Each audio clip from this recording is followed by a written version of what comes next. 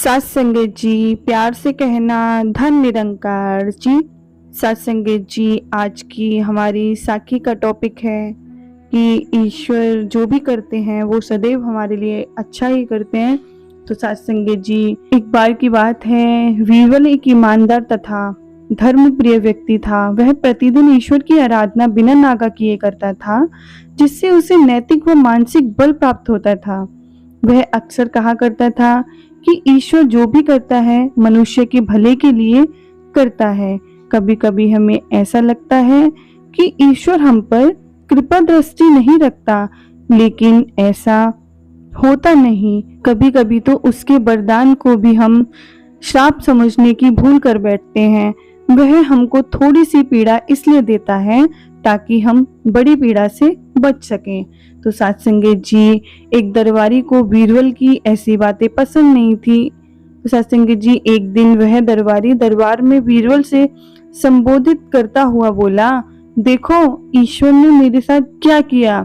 कल शाम को जब मैं जानवरों के लिए चारा काट रहा था तो अचानक मेरी उंगली कट गई। क्या अब भी तुम यही कहोगे कि ईश्वर ने मेरे लिए यह अच्छा नहीं किया। सात संगत जी कुछ देर चुप रहने के बाद बोला, बीरबल मेरा अभी भी विश्वास यही है कि ईश्वर जो भी करता है वो अच्छा ही करता है, मनुष्य के भले के लिए ही करता है।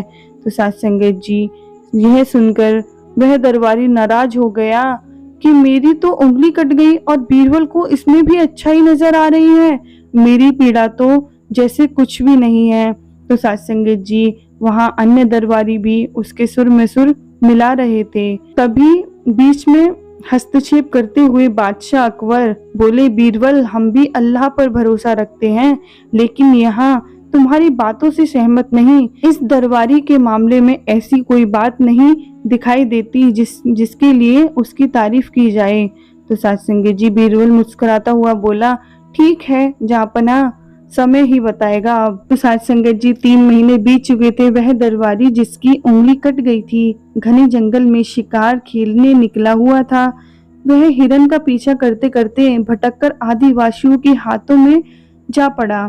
तो सात संगत जी, वे आदिवासी अपने देवता को प्रसन्न करने के लिए मानव की बलि में विश्वास रखते थे। वे उसी दरबारी को पकड़कर मंदिर में ले गए बलि चढ़ाने के लिए। जब पुजारी ने उसके शरीर का निरीक्षण किया तो सात संगत जी, उसकी उंगली कटी हुई थी। तो सात संगत जी, उन्होंने बोला कि इस आदमी की बलि नहीं दी जा सकती। मंदिर का पुजारी बोला, यदि 9 उंगलियों वाले इस आदमी की बलि चढ़ा दी जाए तो हमारे देवता प्रसन्न होने की बजाय क्रोधित हो जाएंगे। अधूरी बलि उन्हें पसंद नहीं आएगी। हमें महामारियों, बाढ़ या सूखे का प्रकोप झेलना पड़ेगा। तो सात संगत जी, इसलिए छोड़ देना ही ठीक होगा। उन्होंने उस आदमी को मुक्त कर दिया। अगले दिन वह दरबारी दरबार में बीरबल के पास आकर रोने लगा। बादशाह भी दरबार में आ पहुंचे और उस दरबारी को बीरबल के सामने रोता हुआ देखकर हैरान रह गए। तुम्हें क्या हुआ, रो क्यों रहे हो? अकबर ने सवाल किया। जवाब में उस दरबारी ने अपनी आप बीती विस्तार से सुनाई।